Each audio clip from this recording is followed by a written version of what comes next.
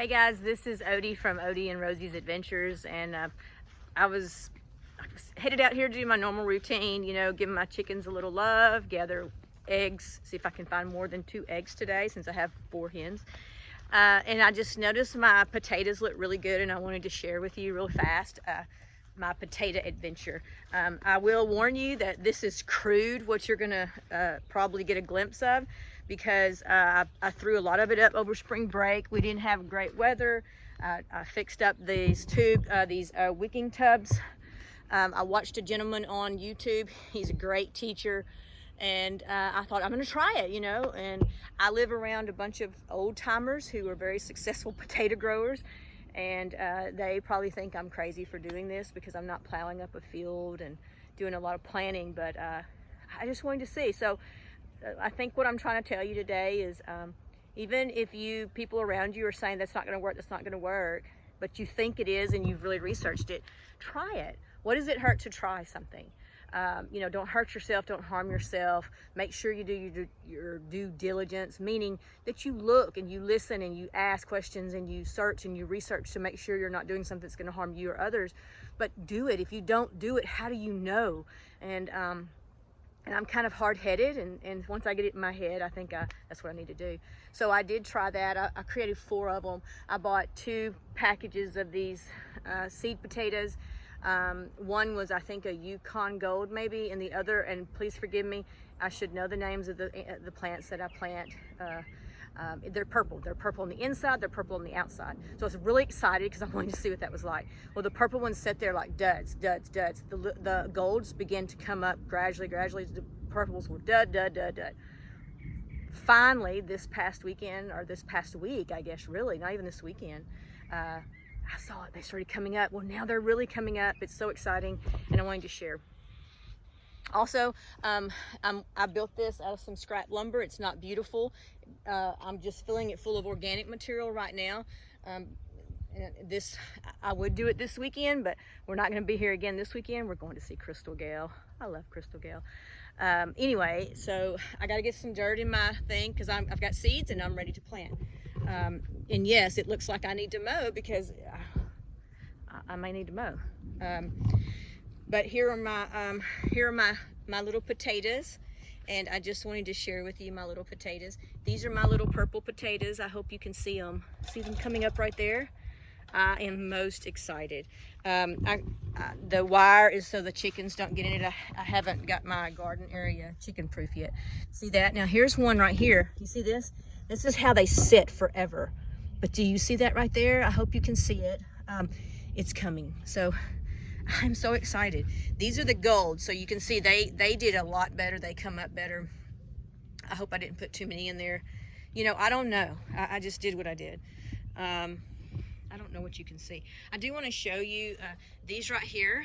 Okay, so this is a PVC pipe, and this is what I put in the bottom of these. And again, I watched a gentleman on YouTube who a lot of his stuff.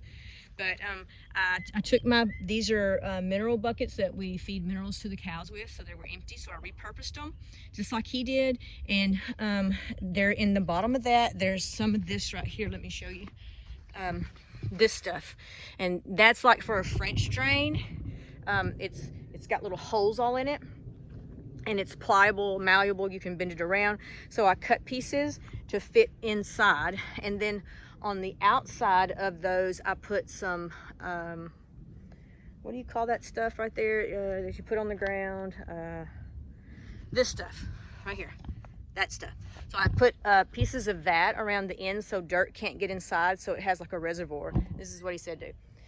And then I went and gathered up around our hay bales some old hay to put in the bottom for organic material to break down. And then I also went and just got cow manure that's been out in our pasture, just right in this area right here. Just scooped it up. It's not fresh, it was dried, and I chopped it up real good. I have a compost pile that I just started, and I don't have the sides of it up, so this is a hot mess, but right now it's got pine straw on it. I've been throwing all my stuff there, but I had a little pile of compost, so I put that in with the manure. I mixed all that up, put that in there, and then I did go buy some raised bed mix because I didn't want to, I don't know, You know, it said organic, and I'm trying to do organic, but I need to learn how to grow too. So don't hate me for going and buy stuff from the store. It's just what we have to do sometimes to get started. I'm getting started. And then I put the PVC tube in there, so when it rains, the soil, the water, the extra water will get into the reservoir, but as the soil dries, it will wick water out of that reservoir and wick itself up, meaning like soak it up to the plants. And so it's supposed to be better, it doesn't dry out, because raised beds will dry out on you if you're not prepped for that. But anyway, that's what it did. So that's my potato raised beds. And I tried the pallet idea. I've grown stuff in pallets before. I think I made a big mistake. I didn't do this in my other times that I grew in pallets. I put that hardware cloth down, so now I'm worried that anything I plant there can't have a deep root system because the hardware cloth won't allow it because I didn't put any slits in it. But I have lettuce and spinach growing, and I've never grown spinach before. I have grown a little bit of lettuce, but so let me just show you those. There's my little lettuce and my little spinach. I'm going to tell you, this is all, what do you call it? Trial and error for me. I do read, I do study, I listen, I try to, you know, take all that, put it together, and then do what I do. I try to use things around the house. And the point I'm trying to make today is that it doesn't have to be beautiful. It doesn't have to be perfect. Just do it. And as you do it, you get better at it, and you learn lessons from it, and you realize that over time, as you're working it, what else you need to do, and you can add to it. But if you just keep thinking about it and you get into analysis paralysis, you'll never do it, and you'll never know if you can do it, and you won't learn any lessons. Learn lessons by doing. That's what I did. I built my chicken pen by myself when it was COVID. They laid, you know, all of us teachers couldn't go back to work, and I promise you it wasn't, I wanted to go back to work. I knew it was going to be crazy when we got back. Did I enjoy being off? Yeah, for a little while. But I was working from home trying to prepare teachers for online stuff that they weren't prepared for. So we were working, trying to learn technology that I didn't really care to learn, to be honest. So that's what I did. But during COVID, I said, I'm going to build a chicken pen, and that's what I did. I took pieces. This is it behind me. Now, it's not pretty. I took pieces of old lumber that we had laying around, even the hardware cloth that is on here, some of it, not all of it, like these pieces on the door. These come off of these huge electrical poles that these companies put in the ground. Well, they put that hardware cloth around it. I don't really know why, but they do. And we had a bunch of those. They were getting rid of them, and they said we could take them, and so we have a pile of them. So I took it off of that. It's hard to work with because it's all round and everything, but I did go buy a roll, one extra roll, just to make my life easier. I did buy a couple of 2x4s just to try to make things better. Use some old tin, and you know, it's not beautiful, it's not perfect, but my chickens can get in at night. They can get up on their roost. I built a place I can clean it out, and then I have this right here. I can get the eggs from them. And let me back up a little bit. And those were some old shingles that come off our house when we had it re-roofed. That was just left, and some cedar boards, and it's pieced. It's pieces. Is it beautiful? No. Is it the perfect thing? No. I've already figured out. I've got baby chicks I just hatched, and when it's time for them to come out, they can't go straight in with them. I free range my chickens. They're not going to be ready for that. I need a place for them to kind of hang out until they acclimate to the place, and the big chickens, you know, get used to them. So I wasn't prepared for that. I should have been doing that this whole time, and I didn't. But now I've got baby chickens in the house, and guess what? I just learned a lesson. I got to get out here and get busy. You know, do I have all the time in the world? No. We haven't been home for 3 weekends in a row. You can't get anything done. We work all day. I leave in the dark, and now that times change, I do get home before dark, but not long. So if I just wait for the perfect moment, it will never come. I've got to work at it, and the perfect moment may never come, but I don't need it to be perfect. I need to be functional, and I need to learn from it, and I need to progress forward. So I wanted to share with you my little garden. I'm excited. That probably is nothing to half of you people.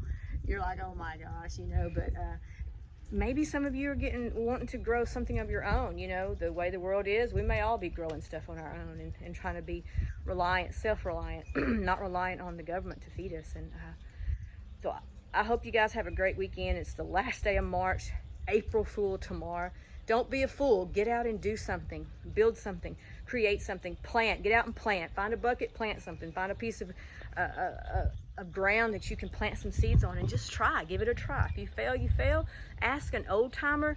Ask older people who do this all the time, hey, how do you do it? They love to teach, and you need to learn from them.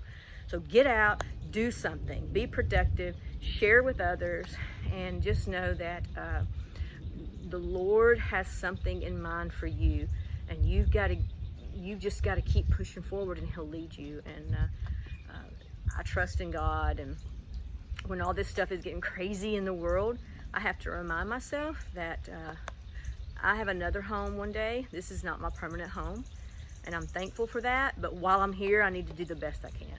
So you do that too. Have a great weekend. Enjoy it. Get out. I hope the weather works out for you. It's starting to rain here right now. Give us a thumbs up. I haven't put a lot up. I do have some more videos coming that were older videos, but you know, it's about living on the farm. And then I also have some, our Jefferson house is coming along real good. That's going to be an STR for us. It's an investment, and so they're starting to get things going on it again, and I'll share some more pictures and videos of those. The tiny house is about to really take off. We finally got electricity hooked up to that. So there's a lot of things going on that we're trying to prepare for our retirement, so that we still have income coming in, and I can just get out of the rat race of working for somebody else, but we're working for ourselves and building a life in our time and on our terms as best we can. And I don't know, it's just a good feeling. So give us a thumbs up if you can. Comments are welcome. Please keep them civil.